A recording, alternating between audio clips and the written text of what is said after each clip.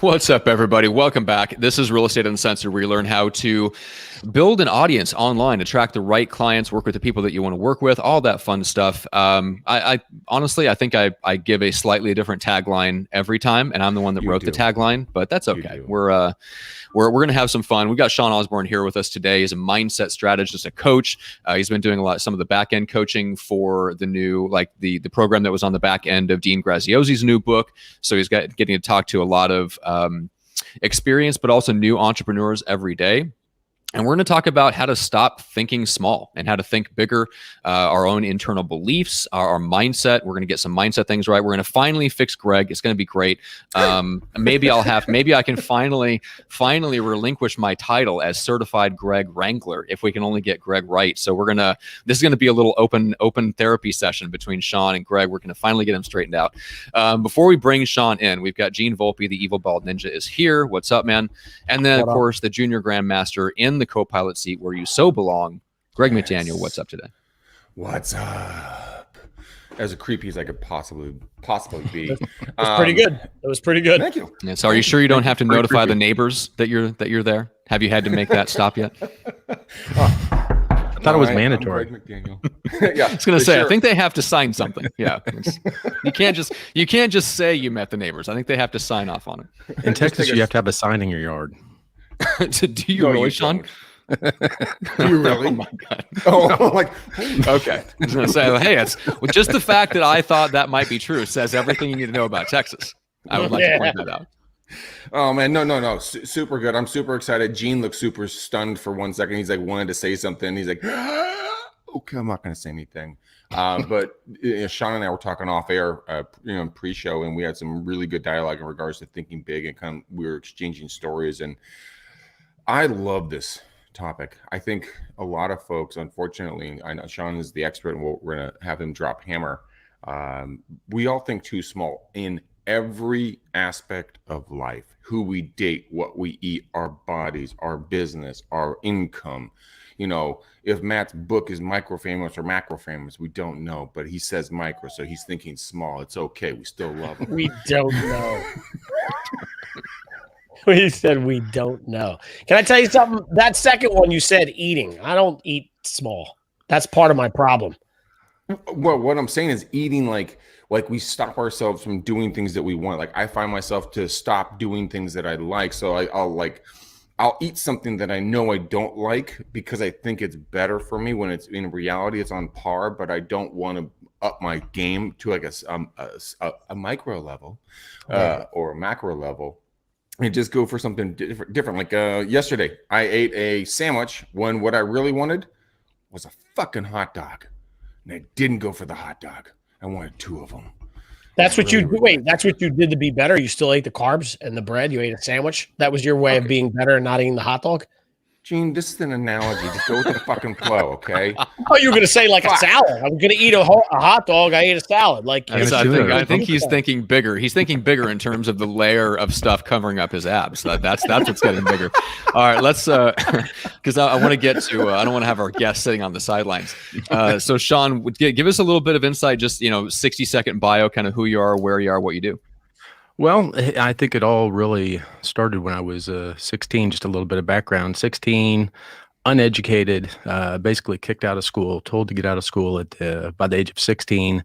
So I was uneducated, pretty much living on the streets. And that's when my then girlfriend came to me and said, Sean, guess what? I'm pregnant with our kid.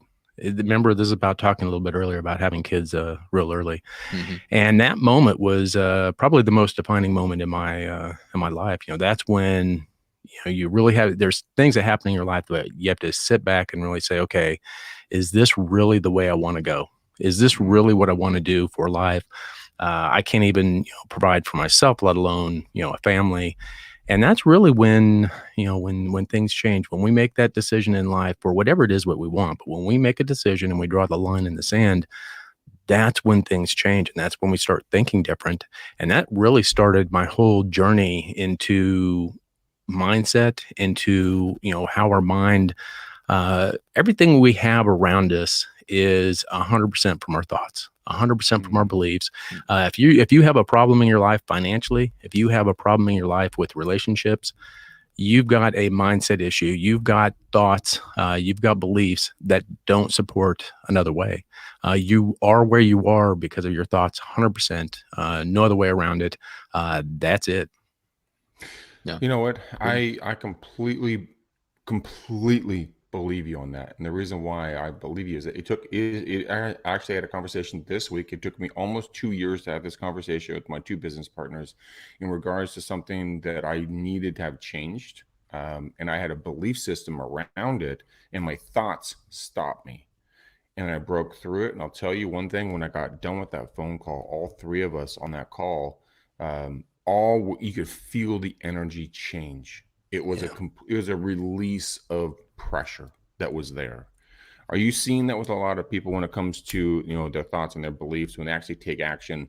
One of my favorite quotes is fear is basically the thief of your success, because you're afraid to make that next move forward, whatever that is. Yeah.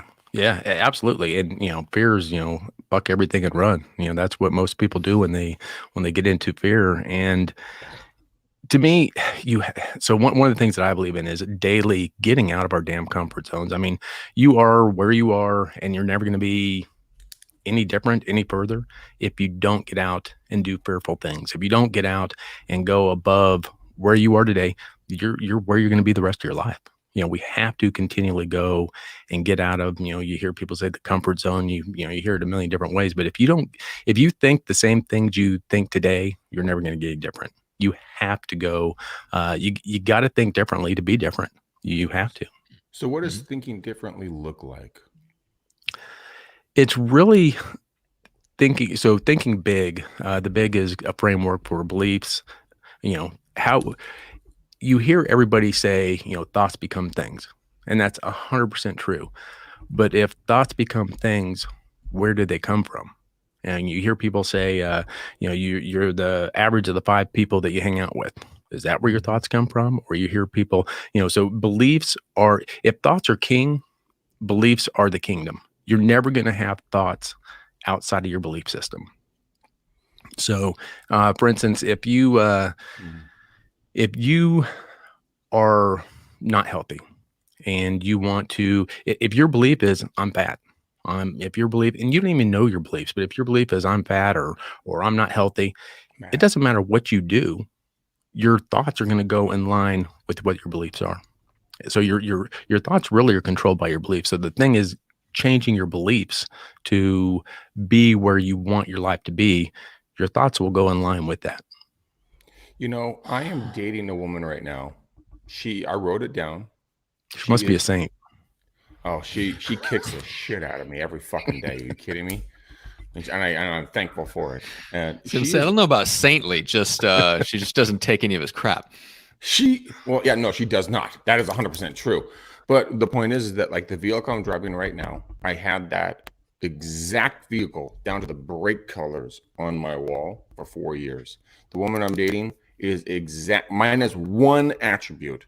She is exactly the woman that I wanted to meet. And I meditated on it, and I thought about it, and I went towards it on a daily basis. I have a couple of other things I'm working on, and there's things that are happening. They're generating towards that. It is the most powerful, energetic thing you can possibly do. Do you recommend when it comes to thinking big? And I'm hogging the mic because I don't want Matt to talk, because he's just going to talk about micro things. It's okay. Or rapping. Or rapping with long hair. Yeah, that's true. When it comes to thinking big, is there anything that would be too big, or is there no limit in your opinion? There's absolutely no limit. Again, we produce whatever we have in life based on our thoughts. So if thoughts become things, why the fuck would you think small? You're going to get what you think about. So why would you think small? Think as big as you possibly can. And one of the things I take my clients through is a whole process of basically remembering, is remembering your future. And I have a whole thing that's just remember your future. You actually build a memory, like what you did, you posted that up on your wall, but you build a memory, how it felt, how it smelled, what it looked like, what you were doing, acting as if you were there, and you're building this memory. And that, I'm telling you, that is one of the most powerful tools that you can do, because again, I am 100% believer in thoughts become things. No other way. I think we can end the show right there with remember your future. It's been a great show. Thank you guys. We really appreciate you. That's right. Pull a George Costanza and just pull the ripcord and exit the room. Like I said one good thing. That's it. I'm done. But that is really good. I mean, that goes back to, Tony Robbins has talked about that. I mean, it goes back to psycho-cybernetics, kind of forming that picture that you're always like a heat-seeking missile. Like the more you focus on that picture, it's not the thoughts become things just automagically or something like that. It's like did you just say automagically? Yes, I did. Intentionally, by the way. Yeah. It's a real made up word that means something that I meant it to mean, but yeah. Just check Matt's dictionary. Automatically. Exactly. Just check exactly. The micro dictionary. It's a very slim booklet of all the stuff that I say that irritates you. But it's one of those things where that vision picture, I love the phrasing of that, like building a memory, because that literally is kind of what you're doing. It's the same process. Like he goes through this in psycho-cybernetics, where he talks about like how those like worry and anxiety is the flip side of this, right? It's the negative use of that ability. We have that God-given ability to form this picture of a better future, and then we kind of move in that direction, and our actions and our decisions move us closer, and then the universe kind of bends to that will. That's all worry and anxiety is just us using that ability really, really terribly. So we're really good at it. We just don't think about it that way, but that's what worry is. Yeah. Yeah. I'd like to ask a question. I mean, aside from the fact that you just brought religion into this, Matt Johnson, with your L. Ron Hubbard book, Psycho. Sorry, I just got interviewed by a Methodist pastor yesterday, so I guess really? I did, yeah. I was actually only kidding. L. Ron Hubbard did not write that book, by the way. No, but L. Ron Hubbard. But I'm curious about this, like. And I don't know this is the right place to ask this question because I don't think we've dug in far enough. But like before the show, we were talking about one of our past guests, Chris Naugle, and you had him on your show, and we were talking like about the things that he does and how he helps people with their wealth. And I was sitting next to people in the room when we were talking about it, and not that these guys were these people that I'm talking about, but I just got it became clear to me that I was in a unique position because I was able to actually understand that something like this exists, right? Like, so you only know what you know. So how do you get somebody who maybe is in the lower third or comes up poor? I don't want to make generalities, but you understand what I'm saying, right? That maybe didn't have the same interruptions and information that Sean Osborn had. How do we get them the information to say, like, look, you're thinking way too small. You're stuck in your space. Like, if you don't know what you don't know, how do you get to know what you should know? If that makes sense. Yeah. And so to me, I was absolutely blessed with being kicked out of school in the 9th grade because, and I know that sounds weird, and I know people are going to hear that and it's going to sound real weird, but I was not programmed to know what I couldn't do. So I feel very blessed that I got out when I did, only because by the time I was 20, I was going to billionaires, real estate and investment trust companies, and pitching my company. Now, even today, it's like, God, if I look back now and I'm going to go, God, man, that took a lot of balls to go. I was going in, but at the time, I didn't know any better. I didn't know what I was supposed to do, what I wasn't. I didn't know it wasn't normal to go in and just sit down in these conference rooms with these, millionaires and billionaires and say, hey, you need to give me money for my company. So I think almost reprogramming people on what's possible and showing people what's possible. There's a couple of things. I'm writing notes, and when I'm looking down, I'm not being disrespectful. I'm actually writing notes because I want to bring up some conversation topics here real quick. It's probably more like 6 months ago. My girlfriend just remodeled the house you see behind me, and not that I drink all the time, but I mean, she had told me, she's like, no more vodka for you. And I'm like, motherfucker, I want my fucking vodka. And so I sat there, like it was a Friday night, and I sat there and I plotted and planned, and I just put an enormous amount of energy, like how can I scheme her so that I can get my vodka? Not that I needed the drink, it was because I couldn't get it, right? So I was plotting and planning. So like what you're saying, it's not thinking big, but it's just a funny story. We come into this house that was behind that's here. This was not what it looked like. It was literally nothing but sticks. The whole place was gutted. The only things were here. There was an oven somewhere over there, and then the refrigerator where it was. And I was like, fuck, I've got to find this. And I thought about it and thought about it and thought about it and thought about it. I went to the refrigerator. The only thing in there was a brand new, unopened, giant bottle of vodka. And I was like, what the shit? Like, this is insane, and it was incredible because, it taught me a very valuable lesson that what you put your mind to can manifest itself, no matter if it's a car, a relationship, a bottle of vodka, a cup, whatever it is. Matt's, healthy shapely kids that are not obese and denting, concrete as they walk or trot. It was a nice family picture. I liked it. Yeah, it's good. I mean, that was the beach day. That was the beach day. It was a good one. When it comes to worries, what is Gene doing? I'm thinking of stuff that I want to make happen. Go ahead, keep going. For everyone listening, Gene's manifesting. Yeah, exactly. Manifesting takes a lot of energy, so it's important to cover your eyes. And action. So wait, so Greg, just to recap, you're telling me you manifested a bottle of vodka in your fridge. That's what he did. When your girlfriend, who knows you better than anyone, told you not to drink as much vodka.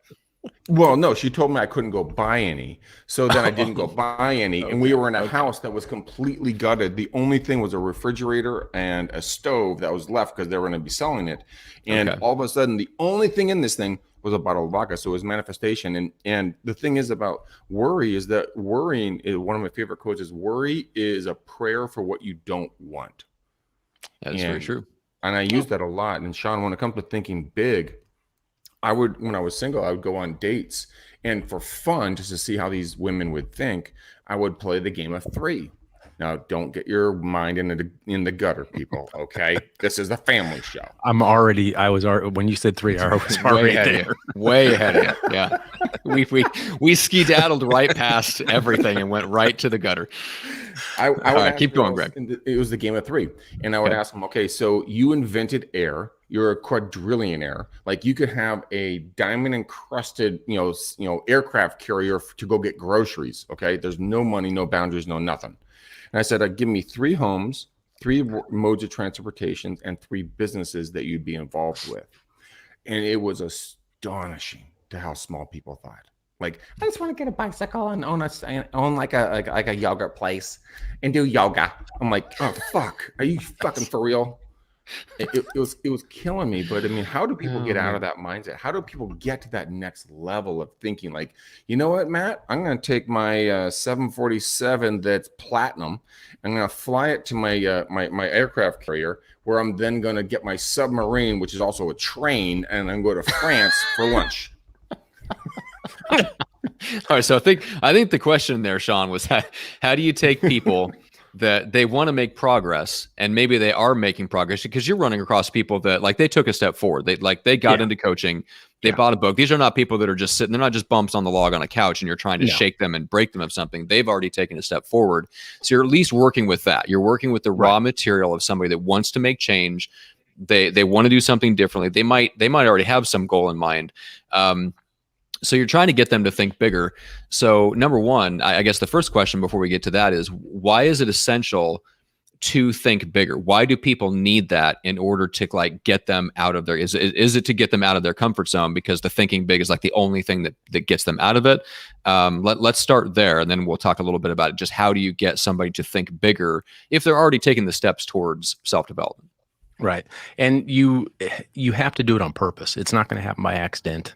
You have to purposely learn to think bigger. It's funny, like when I first start coaching people, I ask them 2 questions. What do you want?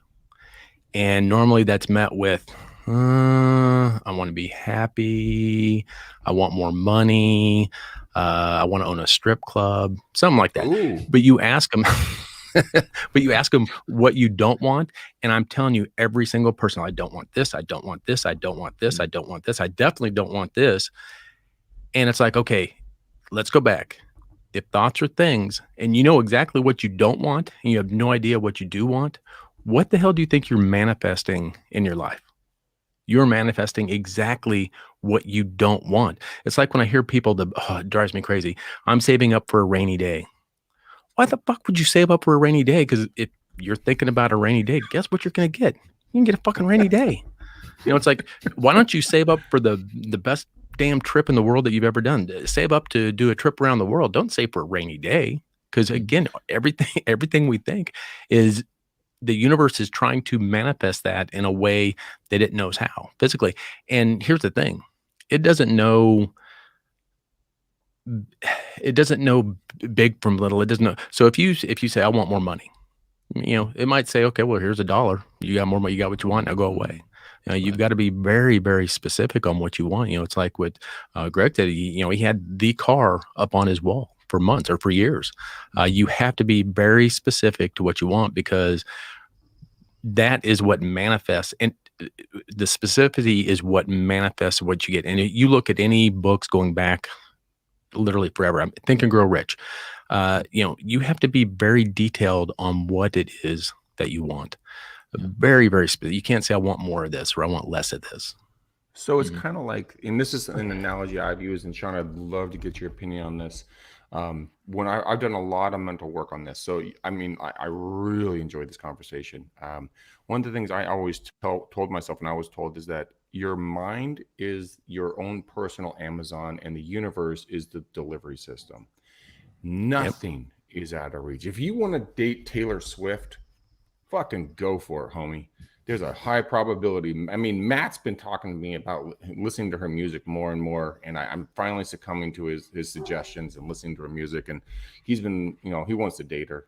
I mean, it's incredible. And everyone at home who's listening, he's just shaking his head in complete disgust. Oh God, I can't. Can you imagine dating somebody whose music you hate, and how often I'd have to just plug my ears with something to keep me from killing myself? But well, we are business partners, so I mean, then there's that. Mm-hmm. But the thing is that, I mean, Sean, talk to me a little bit about that. I mean, and how people can get past that, because I'm writing down, talking about what you want, right? And I thought about that when you said that. I'm like, what the fuck do I want? Like, how specific am I on that? And I came to the conclusion really quickly. I'm really not specific on that, unfortunately. Yeah. But I would definitely know what I don't want. And guess what I think about? All the time. Yeah, that's what's in your mind. Yeah, absolutely. And, again, you have to be very purposeful on what it is that you want. You've got to think on purpose. You got to put things in your mind on purpose. Because if you don't, you're just going to automatically have shit grow in your mind. I mean, that's just the way it is. And we've all been, there's a lot to it, but we've all been programmed to think the way we think. By the time you were, 7 or 8 years old, you were programmed for your environment. And that program still resides in you today. There's, some churches that say, give me the man before, or give me a kid before 7, I'll give you a man. It's like, people have understood for a long time that most of our belief system is put into us by the time we're that age. And we don't even see it. We don't know it. We really weren't even around to, consciously think about it. And that's why they were programmed into us. But if we don't make the conscious decision to change those, to recognize and change those, it doesn't matter what you do. It's like Psycho-Cybernetics, fantastic, book. It's like, if you wanted to go on a diet, we are all fantastic on going on diets. Where focus goes, energy flows. So if I'm on a diet, I'm focused on it for 2 weeks, but the second I don't focus on it, guess where I go back to? My beliefs, the way I was, and I go right back to where I was when I started. So you have to purposely change your beliefs. You have to purposely change the way that you perceive yourself. And there's so many ways to do it. It's, anything from, just sitting back, visualizing, remembering your future. One of the things that I absolutely love to do, and it's what I call act as if. It's not fake it till you make it. I don't believe in faking it till you make it. It's act as if. Act as if you were already there. Act as if you already had it. See yourself already the person that you're wanting to become. And that actually helps change your beliefs in yourself. Because when you see it, like when you do the remember your future, when you see it, but more importantly, when you feel it, That's what changes internally. You have to have emotions with those thoughts in order to change, to actually change the beliefs. There was a conference I was at, and the guy told a story about the fact that he asked all of his clients. They came. It was actually Matt. It was in San Diego. It was on the aircraft carrier down there in downtown. Oh, okay. And yeah. they threw a big party on it, and they said you have to come as your future self. And so people. So you showed up in your diamond encrusted aircraft carrier? I just showed up naked. I mean, it was freaking Oh, okay. awesome. But I mean, people are acting as if people were walking around. This one guy, the story cracked me up because the guy was talking like to all these like supermodels. Like, what's the name of a supermodel? Anybody got one name? Giselle. Let's go with Giselle. It's the only one I can actually think of. Giselle. No, babe. Look, I've told you, it's over. Like, we can't do this anymore. We can't talk. We can't talk. I have other people. And you were walking around doing that, and they were acting as if. Oh, by the way, Matt, just so you know, I talked to T Swift on text, and she sent me a little hello message for you. Oh, great, thanks. That's just for you.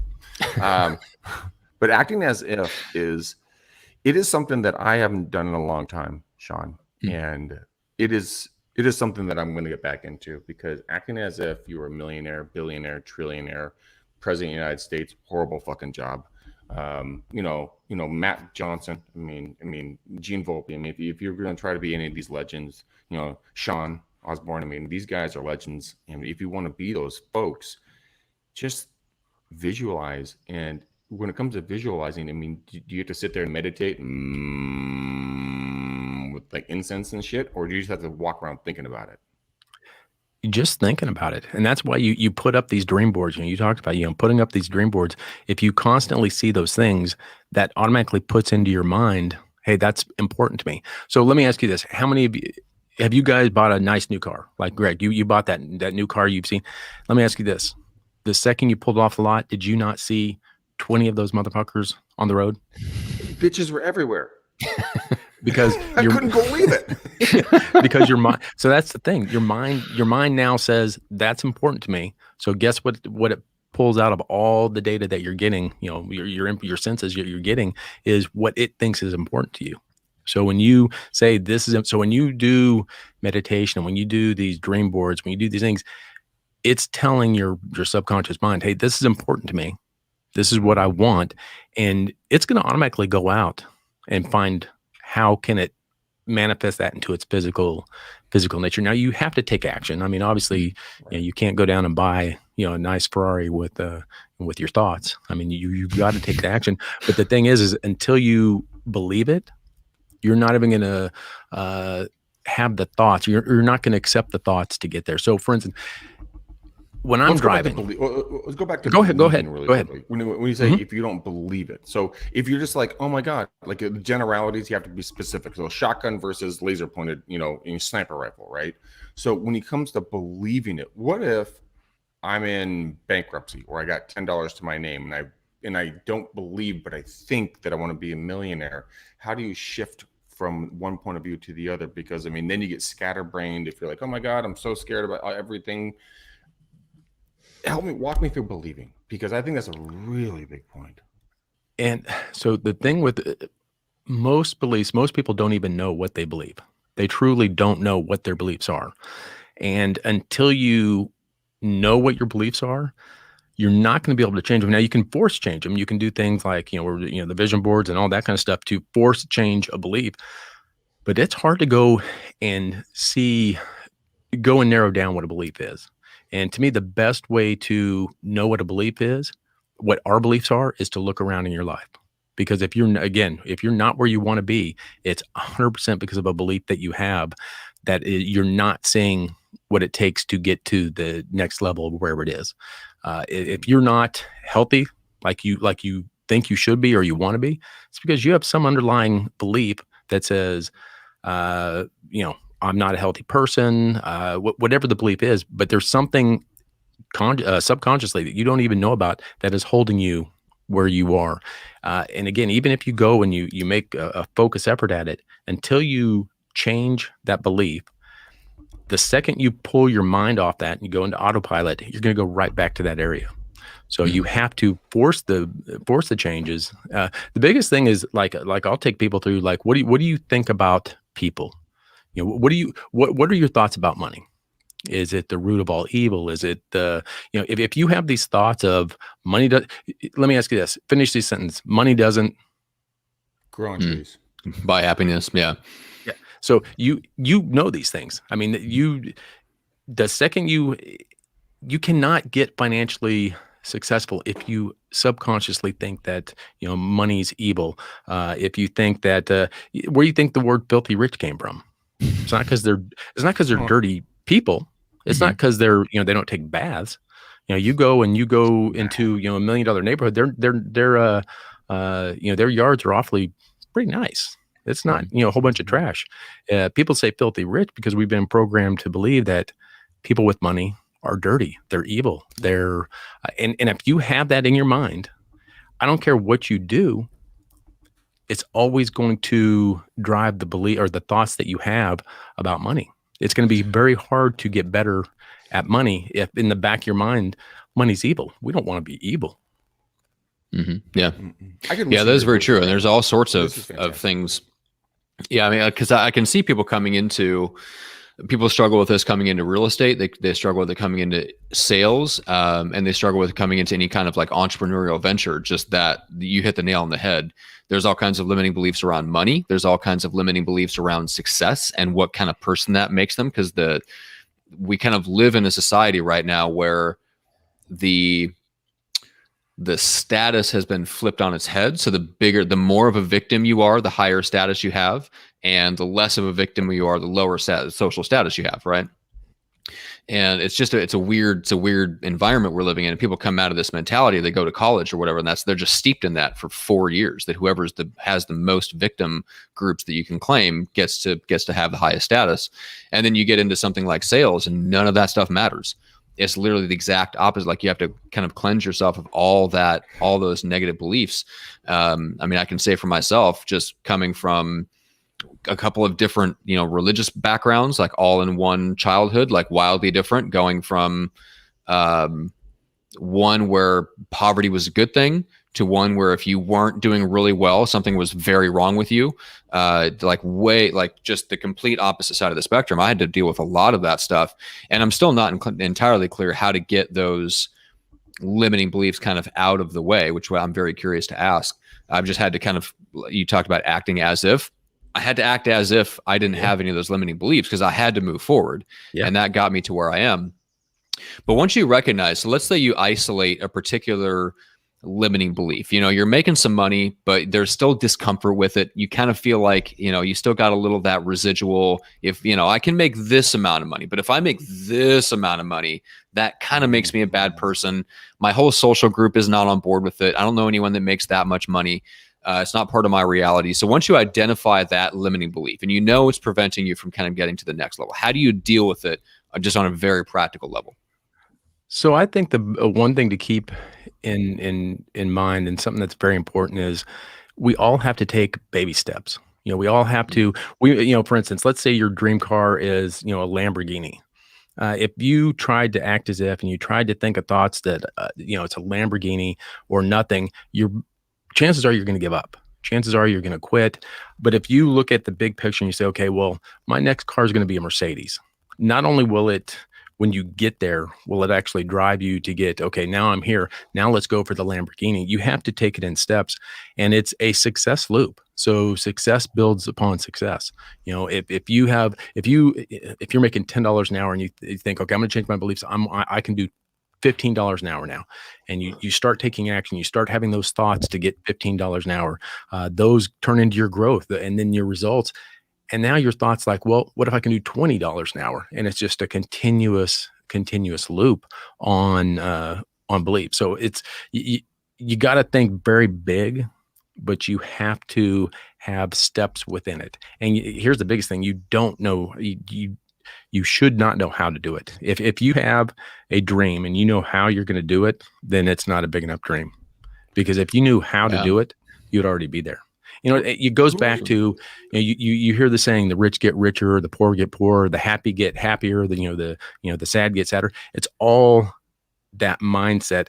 Why do you think a person that has money can lose every single penny and within a few years be back on top with money? You look at all the people that have done this. I mean, it's not, and then you look at someone who, for instance, won a lottery and within a few years they're broke. It's all because that's where their mind is, and you cannot maintain what you don't believe. So it goes back to programming, because you're Yeah. at that point they're at a certain, and that goes. I'll put my conspiracy hat on. I mean, it's programmed. You're like a TV show. Like you're on a set schedule. Yep. But you can shift that. Who's the gentleman who wrote the book "You Can't Hurt Me"? You guys know who I'm talking about? He's like a Navy Goggins. SEAL. Yeah, Yeah. David Goggins. He was a fat rat catcher, right? And scared of everything, couldn't swim. But he put his mind and he shifted his entire life, and that now has been an inspiration to probably tens, if not hundreds of millions of people, because he did something completely uncomfortable, Sean, like you were talking about. It has to be something you can't be. If you're in your comfort zone, because there's your comfort zone, your stress zone, and your growth in your stretch zone. And your comfort zone, you're sliding backwards super fucking fast, and you're gonna land in a pile of shit. Your stress zone is something that you're completely afraid of. It's like when Matt goes outside, guys, he pees in bottles. It's incredible when he goes outside for walks. You know, that's his stress zone.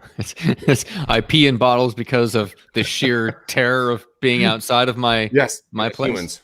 And so we're gonna put him in his stretch zone where he can, he'll step one foot outside and then step back. But I mean, the analogy and the funny jokes all aside, I mean, there are the things that scare the shit out of you, and that's your stress. And then you start doing those more and more, and then they become your stretch, where you are a little bit more stressed out, but you continually do them on a consistent basis, and your growth is exponential. Sean, would you concur with that thought pattern, or am I completely off the reservation? Absolutely. You've Which always part? got to be grown. All of it. I mean, it's especially the peeing in the bottle. I mean, that's Yes. that's the most important part. But yeah, you have to, you constantly have to stretch and do things outside. And to me, the bigger, the better. So for instance, this sign right here, that was my first Ironman that I completed. Yeah, that was my first Ironman that I completed. So 2 years prior to that, I was about 300 pounds. I could not run to my cupboard to get a Twinkie out without getting winded. I didn't know how to swim at all. I did my first swim. I did 25 yards, and I seriously thought I was going to die. So within 2 years, I did a full Ironman. I did, but here's what I did. I didn't know how I was going to do it. I set a goal. I set a big effing goal. Okay. A marathon. Who wants to do a marathon? That's for that's for chicks. I mean, come on, pussies. We're if we're gonna go big. So I'm gonna do an Ironman. So 2 years, but I had to chunk it down, and that's how we do everything in life. So we have this huge, tremendous goal. I want to make $100 million. I want to make $1 billion. Whatever that huge goal is. But then how do you get there? You got what's the next step? All you have to do is know your next step. All I knew is okay. I had to at least get off my ass and start walking. So that was, step one. So you just break it up in steps. Then I did, sprint triathlons, these little, sprint triathlons, then Olympic distant triathlons, then half Ironmans, and then full Ironmans. But it's all a process. I had no idea how I was going to do it. But I knew that drawing the line in the sand, making the decision, once we make the decision, that's when shit happens. Once we make the decision, that's when stuff happens. Remember the Indiana Jones movie when he was at this giant crevasse and he couldn't see his way through it? He didn't know how he was going to get there. He's like, fuck, I'm so screwed. And then he thought outside the box. He grabbed a handful of sand and he threw it. All of a sudden, what he was seeing shifted, and he could see his path across the crevasse. And he was able to go after and chase the treasure he was going for. And the camera angle moved, and you could see how big it was, and it was always there. You just weren't looking at it right. That comes down to like having a BHAG, right? A big, hairy, audacious goal. Was your Ironman your BHAG? One of them, yeah, absolutely. And here's the thing. I didn't care about actually doing the Ironman. I didn't care about finishing the Ironman.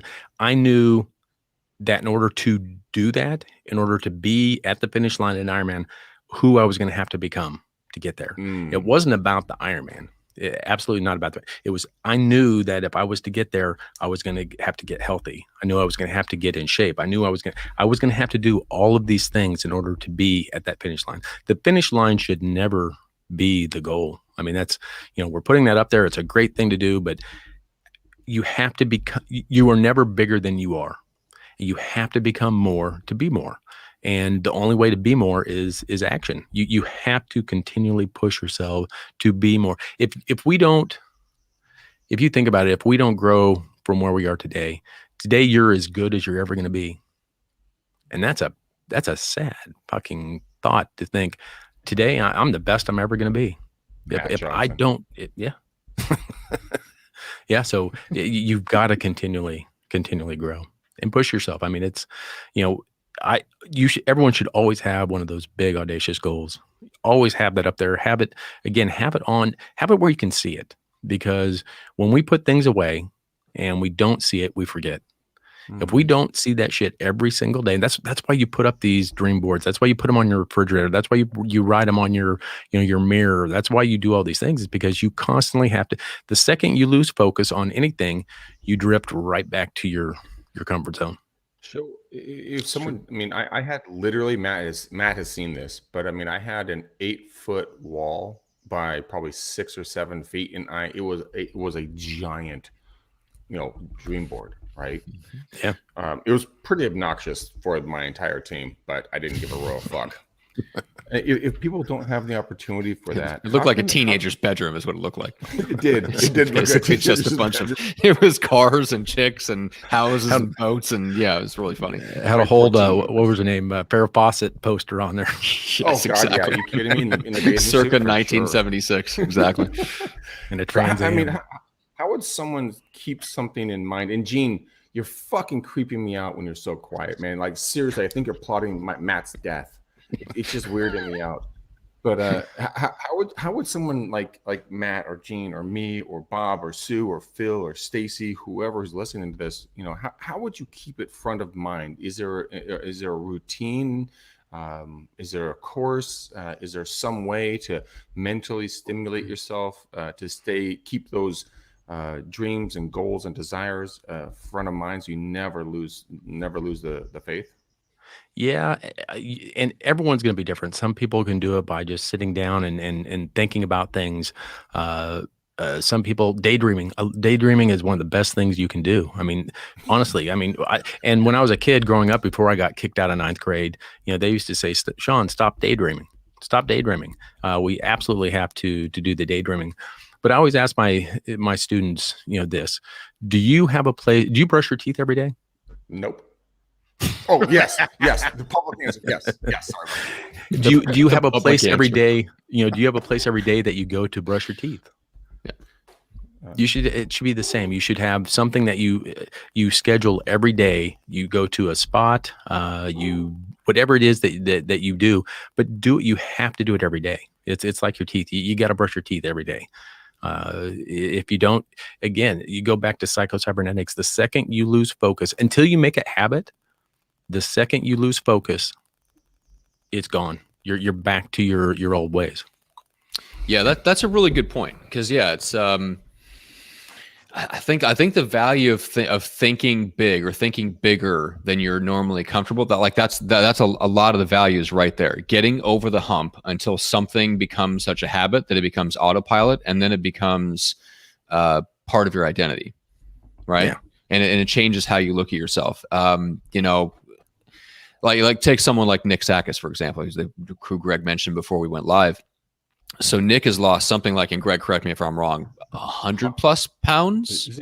Almost 170. Is it almost 170 over the last, I would say, year to a year and a half? Whenever he started his kind of health journey, he was a big boy. 400 and was it 400 and change? Yeah, like almost like we're verging on 500 at that point. Right.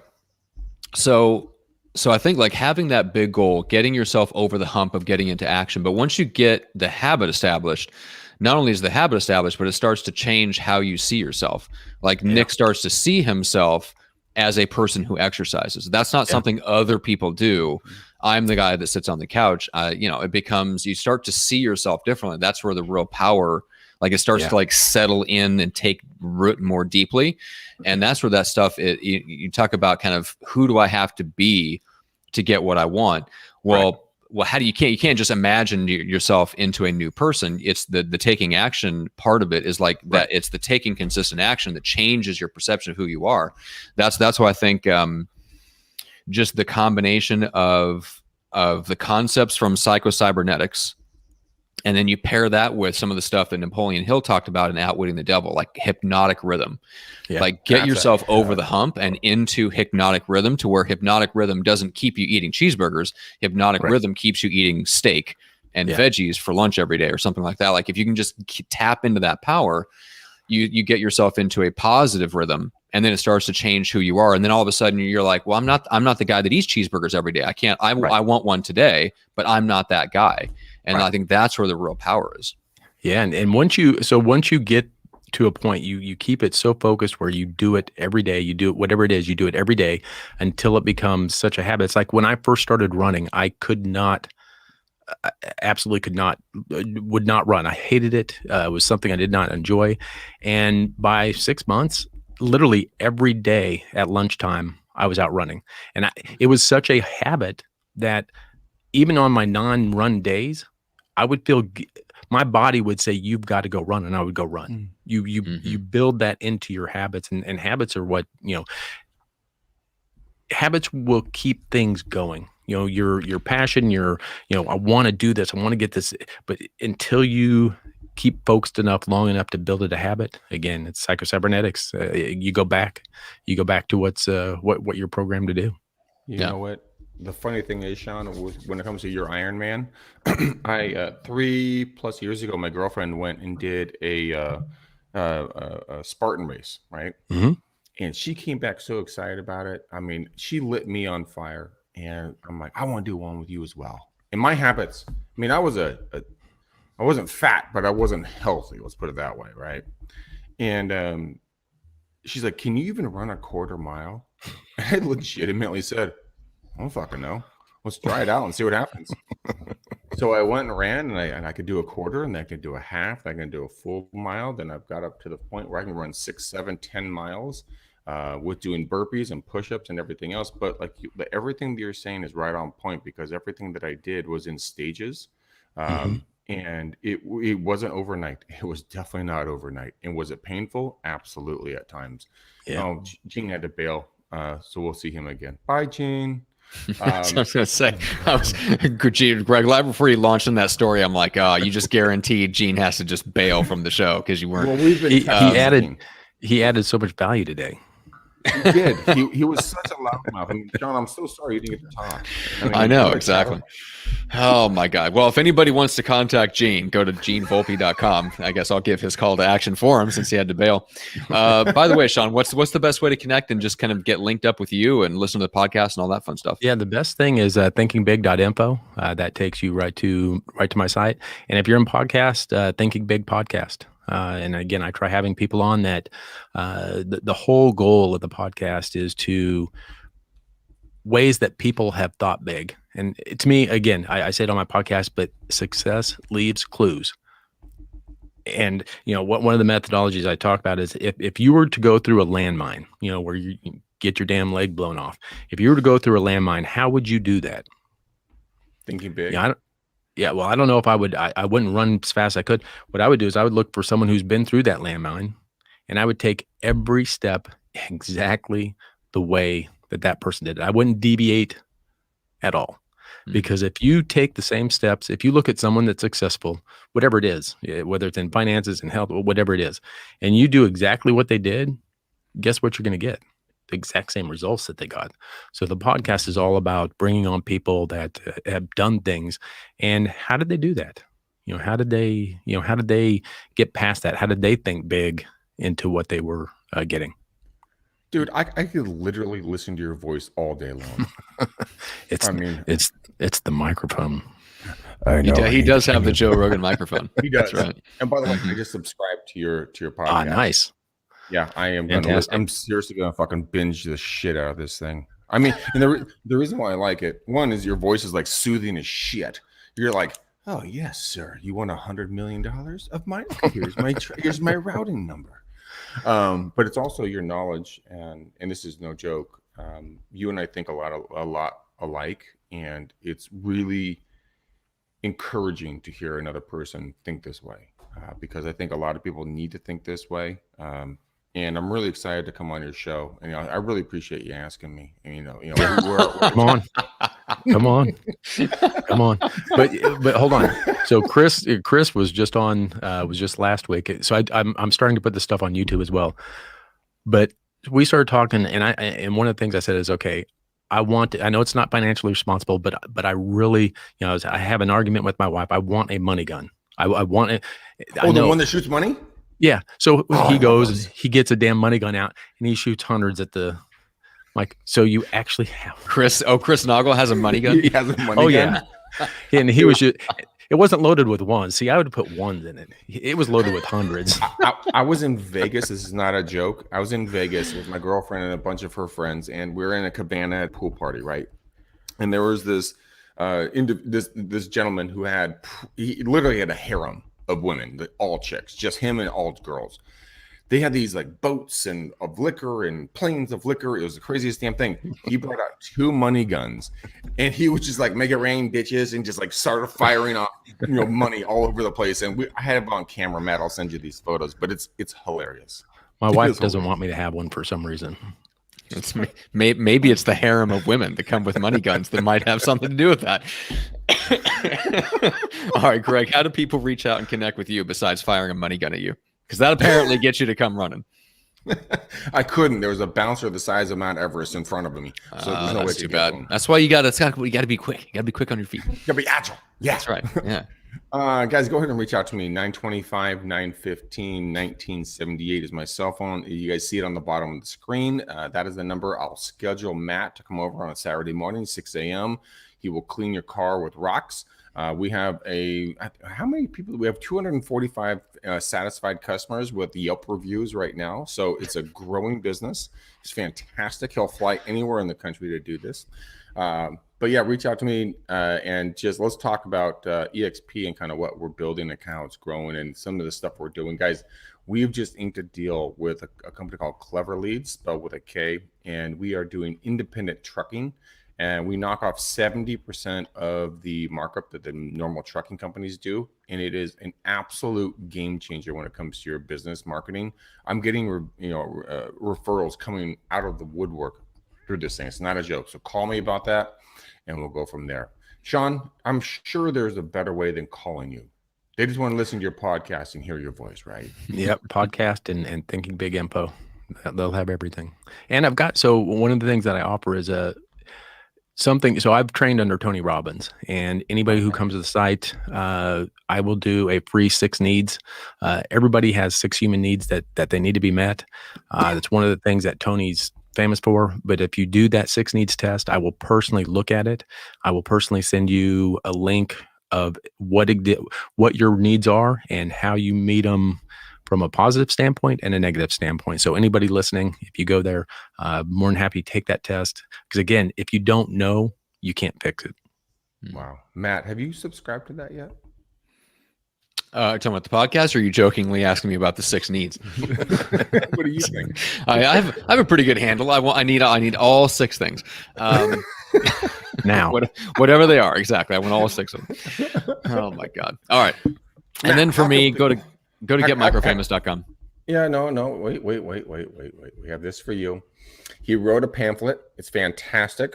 You guys should definitely get it. When I say pamphlet, a small tract. Mm-hmm. Small tract, yes. He wrote a phenomenal book, guys. I fuck with Matt all the time, and he fucks with me. But this legitimately is an amazing book. Well thought out, well written. Everything is phenomenal on it. If you haven't gotten it, get it. It will literally change your mindset. So there you go. All jokes aside. And plus, as a prospect told me the other day, the front cover looks like a uterus. So there you go. That's what happens when you talk to an OBGYN. So now you have that. Now you have that, Greg, to make fun of me for. So apparently, my book looks like a uterus. What it looks like to me. Exactly. All right, Sean, this has been a blast. We appreciate you rolling with the Fun. punches. I Thank know we you. had a good time, but this is the perfect kind of episode where we get to laugh a lot, but then the content in between the jokes are really, really good. To me, that's an ideal episode, because then people do walk away, and hopefully there was something life changing that people take away from it. Because I mean, this is really what you're talking about is kind of, I don't know, just the fundamental building blocks of how human beings work and how we change and how we get better. And this is stuff that you can apply. I don't care if you're in real estate or not, or what your goals are. If they're, you may apply this stuff to your fitness. You may apply this stuff to your family life. Like this is the fundamentals. So I love talking about this stuff. So we appreciate you. Greg, I know we need to pick a color for the bow that we shall be tying around this episode. You have to let me ask that. That's my role in this show. I know, but if I let you ask it, you'll talk for another 5 minutes, and I've got a call with your brother in like now. That's So fine. He can fucking wait. Okay. okay, let's He's go with younger than sky me. blue. Let's go with sky blue for the color of this Okay. bow. Yeah. All right, guys. We're gonna do sky blue, but I want you to remember 3 different phrases.